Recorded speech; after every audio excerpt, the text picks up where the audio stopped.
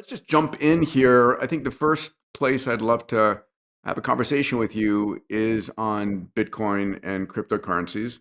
We have seen a lot of movement in the markets, and we've seen Trump and his team speak about being the Bitcoin president. My fraternity brother and past roommate Michael Saylor from MicroStrategies has been tweeting up a storm. How do you think about this? I'm very optimistic as a fellow Bitcoin maximalist. I think there's incredible opportunity now. I think the crypto stuff has been lagging behind. The US has been woefully behind Yeah. many other regulatory structures, and therefore all the crypto developments happening in other places in the world, which is pathetic given the innovation potential of the US. So I think that's a huge opportunity. I think the huge challenge is the challenge that crypto and Bitcoin specifically present to the US dollar hegemony. And Yeah. I think that's the tension that's going to have to be played out over the next few years.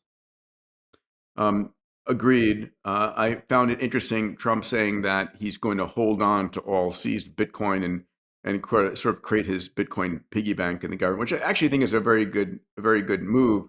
Having seen El Salvador and other countries begin to sort of base policy and economy on Bitcoin as a stabilizing force, uh, you know, It, just to echo Michael Saylor, we have 200 fiat currencies, right? It makes no sense to have that many. We don't really need that many.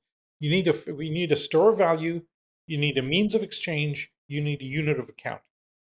And we can do a lot now with the potential of Bitcoin, which is a global digital technology replacement for stores of value.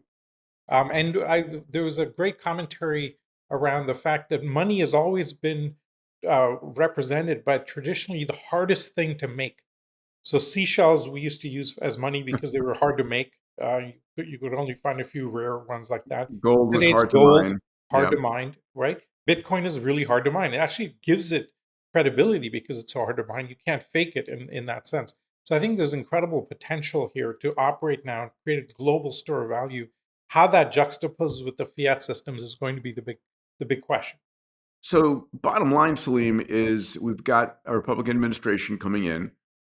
What should be their policy on Bitcoin and cryptocurrencies? Well, I think let's separate Bitcoin from cryptocurrency just for the second. But two things I think are really critical. Right now, every cryptocurrency transaction is taxed as property. So you have a capital gains. If I wanted to buy a cup of coffee with crypto, that's a capital gains tax event, which slows down the adoption radically. I would change that rule so that Mhm. you could clearly separate between stores of value and means of exchange. If I'm doing payment for goods and services using crypto, that should be taxed as if it's a taxable transaction, not as a frickin' property tax, right? And as a asset tax. I think that's one. I think the second is to much more allow the financial world to accept Bitcoin as a store of value. For example, financial advisors are not allowed to talk about Bitcoin to their own It's clients. crazy. And the Yeah, I, clients I come to said them. I said to my mom, I said, Mom, listen, you know, I would love if you would please diversify and put some of your assets into Bitcoin, or Yeah. at least into the Bitcoin ETF. And whoever, Morgan Stanley, whoever was like, not allowed to do that. Sorry. Yeah. Crazy. So I went looked into why, and it turns out the risk of Bitcoin is too high for them to accept from a professional perspective. They don't want to take on that risk, which is ridiculous, right? If the client wants it, and this other, hello, how about a free market? So I think that would be an area to change and change the game on. So there's all sorts of areas around the financial regulatory that could be undone, and I think that's where an area where we could do quite a lot of updating of regulatory structures that are desperately out of date and serving nobody but the legacy environments. There will be some dramatic changes within the SEC very shortly.